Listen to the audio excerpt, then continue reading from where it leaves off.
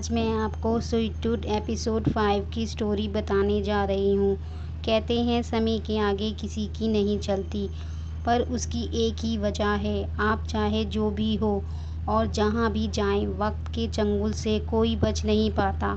Doctor bell को अपने घर खुश दिखाते हैं, तभी दरवाजे पर उसी बुरे इंसान को दिखाते हैं। वह अंदर आ जाता है। डॉक्टर बेल कहती है, जनरल मुझे तुम्हारे साथ काम नहीं करना। वह कहता है, दुनिया में दो तरह के लोग होते हैं, एक जो ऐसी घिनौनी बीमारी में अपने आप को मरने देते हैं और अपने परिवार को भी, जैसे तुम्हारी दोनों बेटियां। से वो जो उससे लड़ते हैं, जो इस घटिया बीमारी को रोकने के लिए किसी भी हद तक चले जाते हैं ताकि दुनिया फिर से उनके काबू में आ जाए। जनरल पूछता है, चलो बताओ दोनों में से कौन हूँ मैं। वह कहती है, तुम एक राक्षस हो। वह उससे उस बुक के बारे में पूछता है। वह उसे बता देती है कि वह डॉक्टर सी के पास है। वह और जनरल वहाँ से बाहर आ जाता है। एक आदमी डॉक्टर बेल को एक इंजेक्शन लगाने अंदर जाता है। उसके अंदर से चीखने की आवाज़ें आती हैं। इधर बिगमैन और गस को दिखाते हैं। बिगमैन को दर्द होता है। गस कहता है, मैंने तुम्हारी दवाइयाँ खो दी थी ना, इसलिए। बिगमैन कहता है, नहीं स्वीट टूथ, मैं तो तुम्हें थैंक यू कहना चाहता हूँ। किस लिए? तुमने मेरी जान बचाई। तो तुमने भी तो मेरी जान बचाई। बिगमैन कहता है, मैं तुम्हारे साथ कोरिएंडो चलूँगा। फिर उन्हें पेड़ पर बैठी वही लड़की मिलती है। वह कहती है, मुझे गस से बात करनी है। वह उसे कुछ देती है और कहती है, यह तुम्हारी मॉम को ढूंढने में मदद करेगा। वह लड़की ट्रेन पकड़ने जा रही होती है। गस कहता है, हमें भी तो ट्रेन पकड़नी है। गस बिगमैन को साथ चलने को कहता है। वह कहता है, ठीक है, और आगे मैं चलूँगा।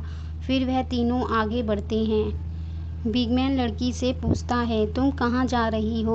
वह कहती है, कहीं ऐसी जगह जहाँ हाइब्रिड को बचाते हो। मैं अभी भी हाइब्रिड को बचाऊंगी। फिर वह उससे पूछती है, तुम्हारी क्या वजह है? बिगमैन कहता है, पता नहीं, मैं तुम्हें बताना ज़रूरी नहीं समझता। फिर वह उस जगह पहुंच जाते हैं, दुखों की घाटी पर। वह लड़की बताती है, प्रलय के समय जितने लोग मरे थे उन्हें यहीं दफनाया था। गस कहता है, इससे लोग बीमार हो जाते हैं। पता नहीं, पास गए होते तो पता चलता। लड़की बताती है, हमें उस पुल से जाना है। बिगमैन कहता है, नहीं, वो हमारा वजन नहीं उठा पाएगा। लड़की कहती है, तुम्हारा वजन, मेरा और गस का नहीं। बिगमैन कहता है, ओ अच्छा, तो तुम्हारा प्लान था। और आपस में लड़ने लगते हैं। तभी गस उस पुल पर चला जाता है। वह उसे रोकने को कहते हैं, पर वह उस पर चलने लगता है। गस कहता है, तुम दोनों बस लड़ते रहते हो। तभी लकड़ी टूट जाती है और गस लटक जाता है। बिगमैन गस को बचाने आगे आता है। रस्सी टूटने वाली होती है। तभी रस्सी टूट जाती है और गस नीचे उन फूलों के पास गिर जाता है। जहाँ कुछ लोगों के पास वक्त की कमी थी, वहीं एमी और वैंडी के पास वक्त की कोई कमी नहीं थी। सालों की मेहनत से उन्होंने जो घर बनाया था, वह उन्हें अपनी जान से भी प्यारा था। फिर उस जगह उसे एक पिंक कलर की पट्टी मिलती है। वह बोलती है, उन्होंने हमें ढूंढ लिया। इधर गस को दिखाते हैं। उसका मुंह एक कुत्ता चाट रहा होता है। गस उठ जाता है और उस कुत्ते के पीछे चला जाता है। वह एक घने जंगलों में आ जाता है। वह कुत्ते के पीछे एक जगह पहुंचता है। उसे एक बॉक्स में से टॉफियां गिरती हुई दिखती है। वह उसे खाने लगता है और आगे बढ़ता है तो उसे एक मग में कुछ रखा दिखता है। वह उसे भी पी लेता है। जब वह पीछे घूमता है तो उसको पापा दिखते हैं। गस खुश हो जाता है, उसे गले लगा लेता है। गस कहता है, मुझे आपको कुछ बताना है। ठीक है, पर मेरे पास ज़्यादा समय नहीं है। मैंने रूल तोड़ दिया, मैं तार के उस पार चला गया। उसके पापा कहते हैं, मुझे पता था तुम एक दिन ये ज़रूर करोगे। गस यह भी बताता है कि मैं उस आदमी के साथ चला गया जिससे दूर रहने के लिए आपने कहा था। वो बुरा नहीं है, वह अच्छा है। अब तुम्हें चलते रहना होगा, तुम्हें ट्रेन पकड़नी है। गस कहता है पर मुझे यहाँ रहना है आपके साथ। उसके पापा उसे समझाते हैं कि वहाँ तुम्हारे जैसे और भी बच्चे हैं, उन्हें तुम्हारी ज़रूरत है। अब तुम्हें बहादुर बनना होगा। उसके पापा उसे उसकी शक्ल शीशे में दिखाते हैं। गस कहता है देखिए मुझे। उसके पापा कहते हैं हाँ, थोड़े दिनों बाद पूरी दुनिया देखेगी। फिर वह गायब हो जाते हैं। गस रोता है, वापस आइए, मुझे छोड़ के मत जाइए। उसे शीशे में जन्नल दिखता है। वह कहता है तुमसे मिलकर बहुत खुशी हुई गस। गस वहाँ से भागता है। बिगमैन उसे आवाज़ देता है और उसे उन फूलों से निकाल रहे होते हैं। गस एक सपना देख रहा होता है।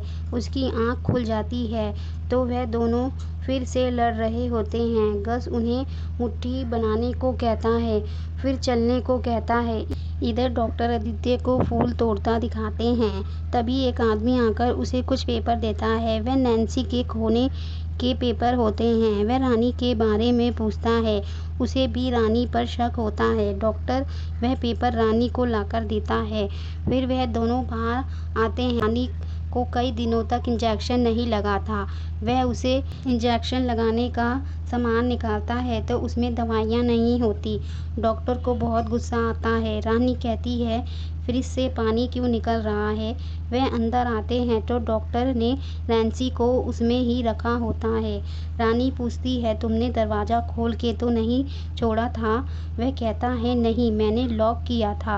रानी कहती है उसने देख तो नहीं लिया।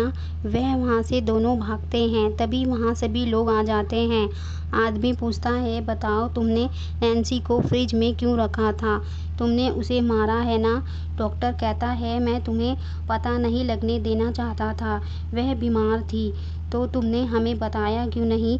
डॉक्टर कहता है हमने कितने पड़ोसियों को जलाया है, हम सब दरिंदे हैं। तभी रानी को खांसी होने लगती है। सब वहाँ अपना मास्क पहनने लगते हैं। डॉक्टर कहता है डरो नहीं, इसकी बीमारी फैलती नहीं, डरने की ज़रूरत नहीं। डॉक्टर और उसकी बीवी को पकड़कर बांध देते हैं।